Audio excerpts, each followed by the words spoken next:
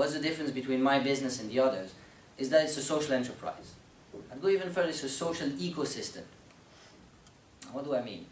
You've got businesses here, yeah? Your businesses, their objective is to make money, yeah? Increase shareholder value, make a lot of cash. And they're great at it. They're amazing at it.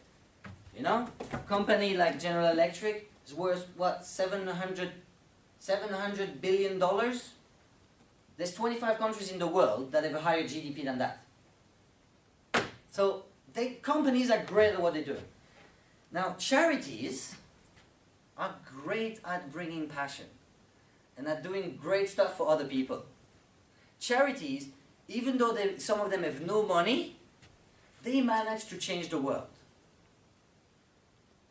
And now,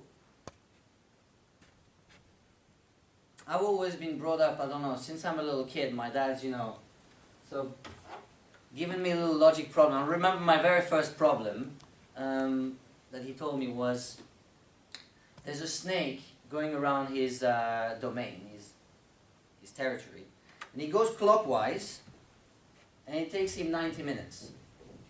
And he takes a little rest, eats and stuff, goes anti-clockwise, and it takes him an hour and a half. How come? Now that problem took me 2 hours to solve. Now, I won't give you the answer, but I'm sure that you all have it, and if you don't have it, the answer is very simple, you will find it. And I've been always obsessed with impossible, and that's what I've seen with this box, you see? You've got this little box here, and inside the box, there's a smaller box. Now, what's amazing is that if you can put, the big box into the small box, it fits. Now, I think that entrepreneurship has a lot of this, is that you've got the small box in which the big box fits, but then if you put, again, the small box into the big box, it fits again.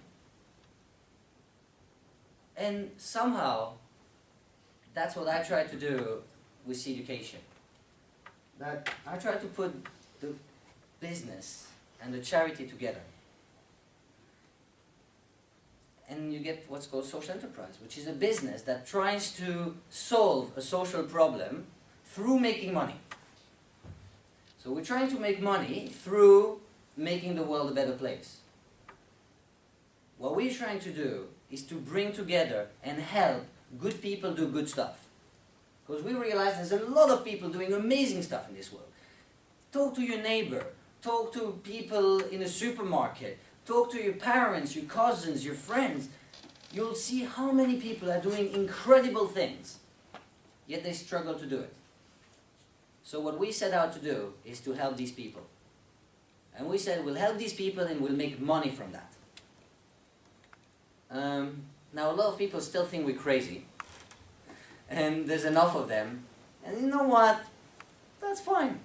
If you're really going to do something different, and people don't think you're crazy, then it's probably not that different.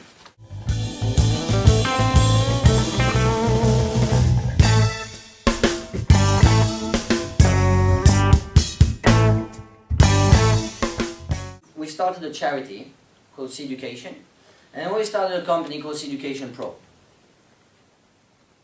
Now this charity might now very soon divide into 5 charities, because we realize that actually we've got 5 objectives. And that's why I call it an ecosystem, because we're starting now to have 5 organizations that help each other. So in our company, we're earning money from corporate training, executive coaching, doing websites, and all these professional services. But 1/3 of the money we earn goes directly into our charities. And in return, our charities help our company not spend money on marketing. Because we don't need to do any marketing, because we do good stuff.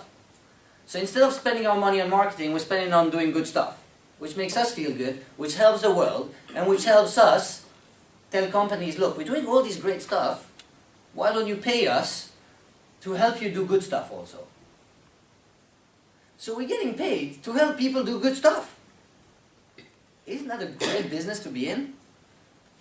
For me, it's the best business that I could be in, because that's what I've wanted to do in my life. And all my life I've been told that being good and successful was, one or the other. And now I put it together, I was like, well, you know what, I'm earning money from doing good stuff.